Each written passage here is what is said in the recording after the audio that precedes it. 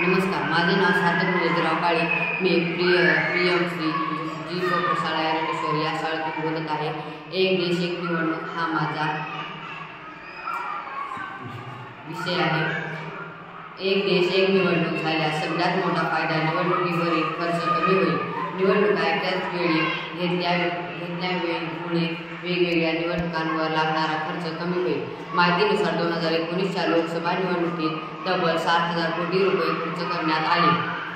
यात पक्षांनी केलेला खर्च आणि निवडणूक आयोगाने निवडणुकांचे नियोजन करण्यासाठी केलेल्या खर्चाचा समावेश आहे. प्रशासकीय, शासकीय कर्मचारी आणि सुरक्षा दल यांचा वापर या निवडणूक प्रक्रियेमध्ये मोठ्या प्रमाणात केला जातो.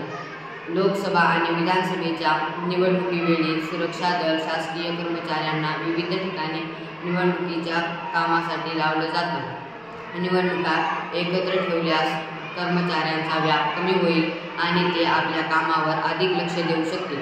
केंद्र सरकार आणि राज्य सरकारच्या योजनांमध्ये सातत्य ठेवण्यासाठी एकत्र निवडणुकीचा फायदा होईल. राजकीय पक्ष लोक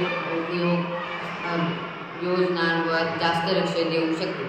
धन्यवाद.